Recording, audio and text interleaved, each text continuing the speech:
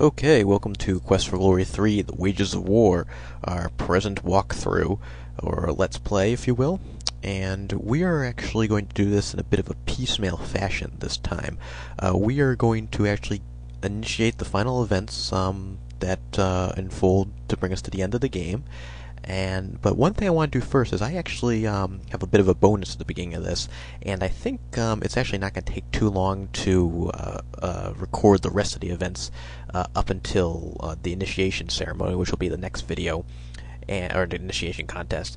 And in this bonus, I actually think I mentioned beforehand that I had one time played the game, and Uhura had come into the hero's hut in the Simbani village, and it had frozen. Now, my memory was that she was actually sort of rebuking us for being involved with the robbery of the drum if we were, as I was playing the thief character. However, I actually, for the second time ever, have had that happen to me again. Now, it doesn't include the supposed accusations, if I remember correctly, because I'm not a thief, I'm a paladin, but she actually comes into the hut. And this is something I think that's pretty rare. I've played the game a number of times. I've only had that one other time when it crashed. So we're going to take a look at it. It's not all that interesting, but we'll spend a little bit of time on that, and then we'll take care of the parts in the main part of the game. So here she comes.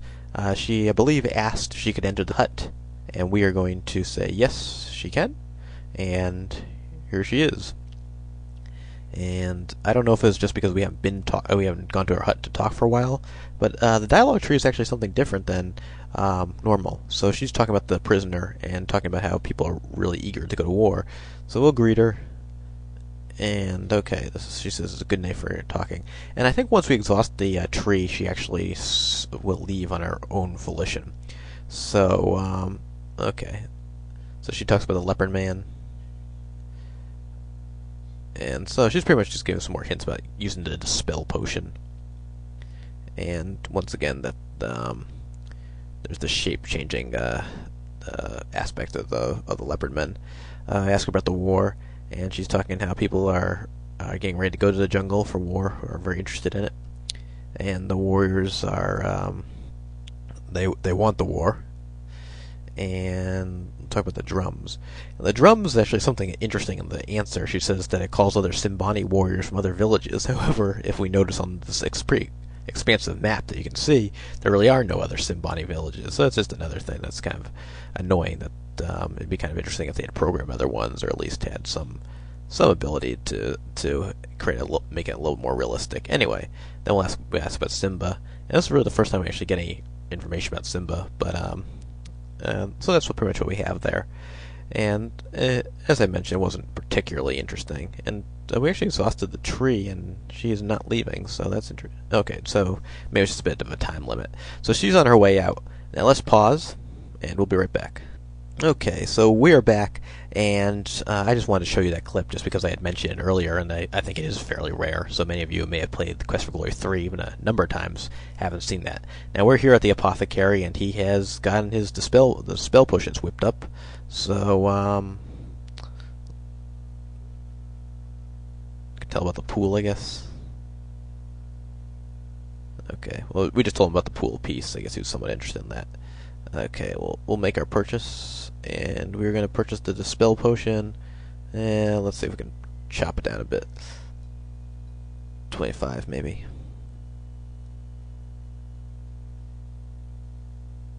Alright, he likes that. And we can buy it off him.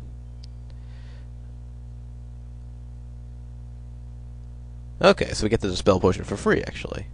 Because we told him about Julinar. I guess if you don't tell him about Julinar, he won't.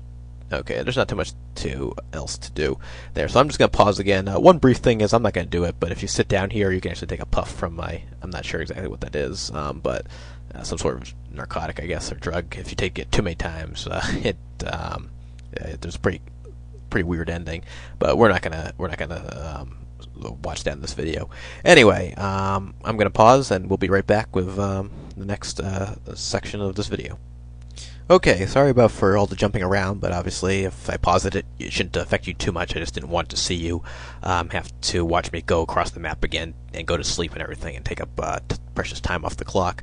What we're going to do now, like I said, is going to set forth in motion some of the final events of the game, and we're going to go to visit the prisoner in the cage, use the dispel potion, and we'll go from there.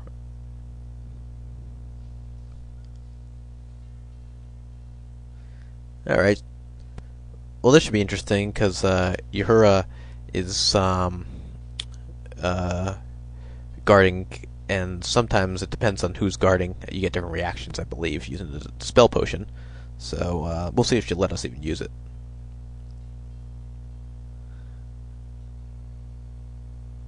And so the prisoner turns out actually to be a female, and it's a lady, as Uhura notes, and she'll actually be sold as a bride at some point. And we actually have to do that, or purchase her, I believe.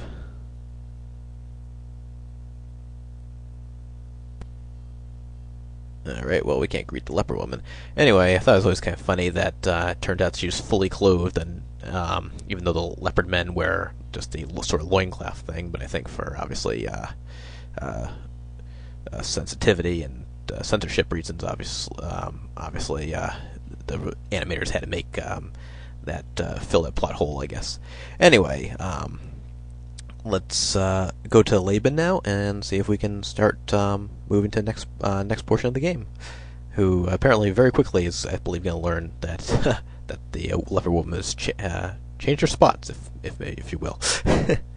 All right, so we'll greet this guy, even though I don't think he likes it very much when we do that. Greet.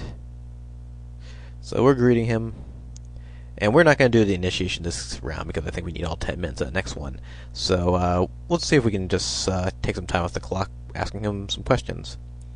So he knows, obviously. The game makes him automatically find out that she has changed. And he's talking about the bride, and he says Yusufu has been asked for the price.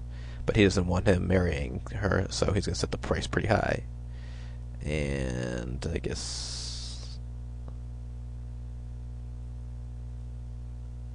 He's talking just about the leper men. I don't know if there's anything new about the spear. Okay, he's saying until he has it, there's not going to be a peace. And he's telling us about all the ritual of going through becoming a warrior. So he's essentially assuming that we want to become a warrior. But I guess that is actually what's going to happen. And he's essentially needs a dinosaur horn. So only warriors may buy it, so we must become a warrior. Okay, so we kind of learned that after the fact, but okay, so we'll give him the dinosaur horn, and you paid the price to be a warrior, and so tomorrow will be the initiation ritual. And I guess we get tossed after that. So that was a little quicker than I thought, and I am actually going to end it here, if I can. Okay, good. So, I apologize, this is going to be a little bit shorter than usual, but we just need the whole 10 minutes, if not more, to get through the ritual. So, we're going to pause it here, and I'll create the next video right after it. So, see you then. Bye.